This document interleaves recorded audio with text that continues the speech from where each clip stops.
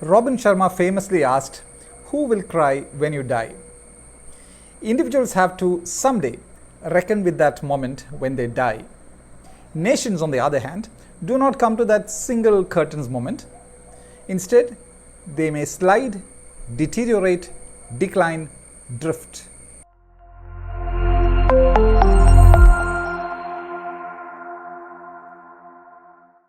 For those who really care for India, the last fortnight has been truly distressing. Agonizing developments from different parts of the country, from Andhra Pradesh to Assam and Kerala to Uttar Pradesh. From bulldozing homes to divisive sloganeering to the way we treat Dalits 75 years after independence. 1. Bulldozer governance. India has a sanctioned strength of 25,628 judges and more than 47 million cases across all states, or about 1800 cases per judge. Enough and more to keep them occupied throughout their entire careers. And that is assuming that all the sanctioned posts are filled, which are not. Because of the stark mismatch between the number of judges and the number of cases, justice moves at a snail's pace for the ordinary Indian citizen. But state governments are showing that they can bulldoze their way to instant justice the way they interpret the law, by demolishing houses and shops of protesters. Uttar Pradesh started it, Madhya Pradesh followed it, and then the bulldozer governance moved to Delhi. And this fortnight, the bulldozer bandwagon reached Assam. This fortnight, a fish seller taken into custody at the Batadrava police station in Assam allegedly died in custody. Enraged villagers set fire to the police station. What happens next? The houses of some of the people involved in the incident were instantly demolished. The official version is that those structures were illegal constructions. But the real question is, to which state will the bulldozer governance move to next? 2. Radical voices. If there's one worry line that stands out about 21st century India, it's about how religion has divided us.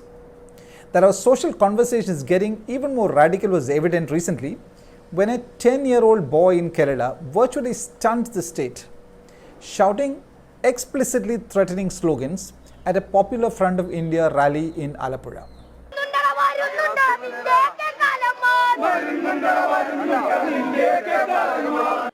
The gist of what that young boy is saying is, be warned, your butchers are coming.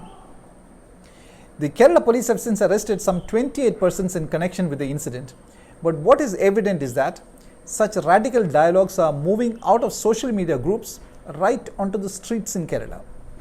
And at a Durga Vahini rally in Thiruvananthapuram, girls and women were seen carrying swords. 3. Dalit bashing. Dalits are the centerpiece of our political narrative, with every political party perennially pledging their support for the welfare of Dalits. But just how we treat Dalits 75 years after independence is on display virtually every week. This week was no different.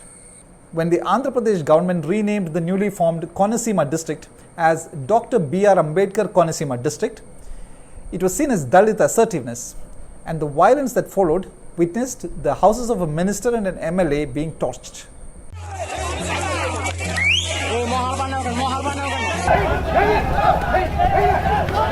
Thank God bulldozers have not been sent to demolish houses of the protesters, but the message is clear. Large sections of India will not tolerate even the name of Dr. B.R. Ambedkar, even as we approach this 75th independence anniversary.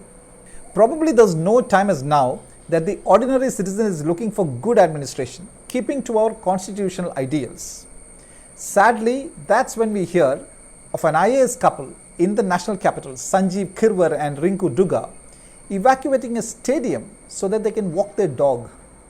Bulldozing rulers, radical sloganeers, Dalit bashers and imperious bureaucrats all point to the same outcome: dog days for the ordinary citizen. In his book, Who Will Cry When You Die, Robin Sharma gives tips to tackle some of the difficult problems in life.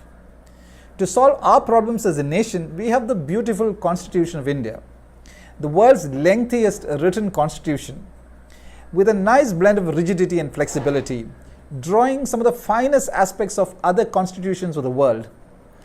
And in Dr. B.R. Ambedkar's own words, which was framed after ransacking all the known constitutions of the world. If only we could practice it.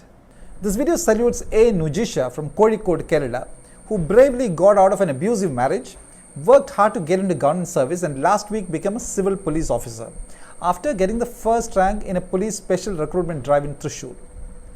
In her difficult journey, she had a 7-year-old son, Iham Nazil, for love and support. 6 years ago, she had decided to end her life by jumping into a well, but just couldn't get herself to do that. Instead, she summoned all her courage to bounce back in life, and today is a role model for many women. It's not marriage, but a job that's a real power of women, she says. Here are Nujisha and Iham after her passing out parade.